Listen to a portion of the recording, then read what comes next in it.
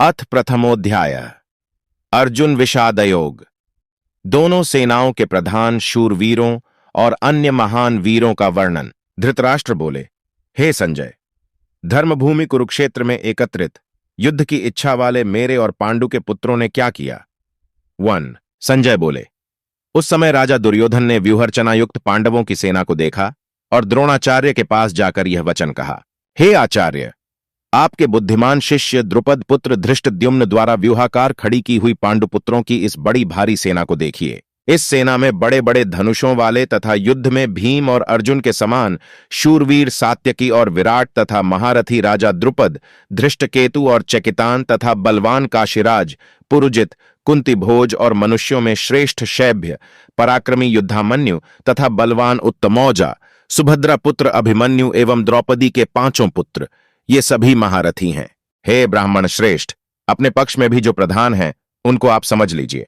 आपकी जानकारी के लिए मेरी सेना के जो सेनापति हैं उनको बतलाता हूं। आप द्रोणाचार्य और पितामह भीष्म तथा कर्ण और संग्राम विजयी कृपाचार्य तथा वैसे ही अश्वत्थामा, विकर्ण और सोमदत्त का पुत्र भूरिश्रवा और भी मेरे लिए जीवन की आशा त्याग देने वाले बहुत से शूरवीर अनेक प्रकार के शस्त्रास्त्रों से सुसज्जित और सबके सब युद्ध में चतुर हैं। भीष्म पितामह द्वारा रक्षित हमारी वह सेना सब प्रकार से अजेय है और भीम द्वारा रक्षित इन लोगों की यह सेना जीतने में सुगम है।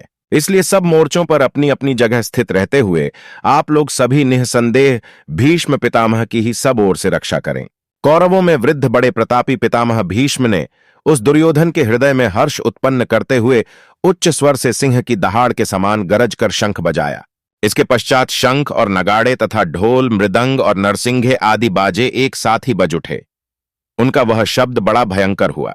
इसके अनंतर सफेद घोड़ों से युक्त उत्तम रथ में बैठे हुए श्री कृष्ण महाराज और अर्जुन ने भी अलौकिक शंख बजाए। श्री कृष्ण महाराज ने पांचजन्य नामक, अर्जुन ने देवदत्त नामक और भयानक कर्म वाले भीमसेन ने पौंड्र नामक महाशंख बजाया।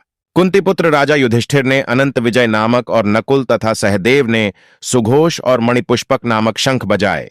श्रेष्ठ धनुष वाले काशीराज और महारथी शिखंडी एवं धृष्टद्युम्न तथा राजा विराट और अजेय सात्यकी, राजा द्रुपद एवं द्रौपदी के 5 पुत्र और बड़ी भुजा वाले सुभद्रा पुत्र अभिमन्यु, इन सभी ने, हे राजन, सब ओर से अलग अलग शंख बजाए और उस भयानक शब्द ने आकाश और पृथ्वी को भी गुंजाते हुए धार्तराष्ट्रों के अर्थात आपके पक्ष वालों के हृदय विदीर्ण कर दिए। हे राजन, इसके बाद कपिध्वज अर्जुन ने मोर्चा बांधकर डटे हुए धृतराष्ट्र संबंधियों को देखकर उस शस्त्र चलने की तैयारी के समय धनुष उठाकर ऋषिकेश श्रीकृष्ण महाराज से यह वचन कहा, हे अच्युत, मेरे रथ को दोनों सेनाओं के बीच में खड़ा कीजिए और जब तक कि मैं युद्ध क्षेत्र में डटे हुए युद्ध के अभिलाषी इन विपक्षी योद्धाओं को भली प्रकार देख न लूं कि इस युद्ध रूप व्यापार में मुझे किन किन के साथ युद्ध करना योग्य है, तब तक उसे खड़ा रखिए।